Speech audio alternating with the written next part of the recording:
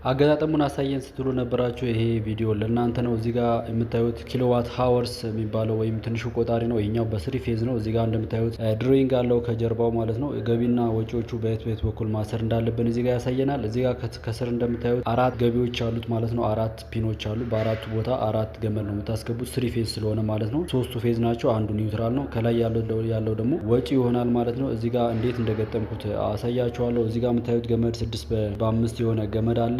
3 ፌዝ እና አንድ ኒውትራል እና አንድ ግራውንድ ማለት ነው። ስለዚህ እዚህ ብሬከር ላይ ማስገባው በቀጥታ 3ቱ ፌዝ በቀጥታ ይገባሉ። ከዛ በቀኝ በኩል ያለው ደግሞ አንደኛው ኒውትራል ይሆናል ማለት ነው። ስለዚህ 3 ፌዝ እና አንድ ኒውትራል ከስር አስገባለሁ፣ ገቢ ይሆናል ማለት ኪሎዋት ሃወር ወይም ኤነርጂ ሜትሩ ማለት ነው። ከዛ በኋላ በላይ በኩል ደግሞ 3 ፌዝ እና አንድ ኒውትራል ወጪ 4 ወጪ ይኖረዋል። ስለዚህ ከ4 ወጪ ቀጥታ ወደ ብሬከር አገናኛለሁ ማለት ነው። ስለዚህ ለዚህ ቤት ሙሉ የሚያስፈልገው ምን ያህል እንደቆጠረ የቆጠረውን በየወሩ ወይም በየጊዜው እያሰላን መክፈል እንችላለን ማለት ነው። ይሄኛው ለአንድ ትልቅ ዳቦ ቤት የሰራ ነው የብሬከር ኢንስታሌሽን ነው። እንደምታዩት ከላይ ስሪ ፌዝ ብሬከር አለ።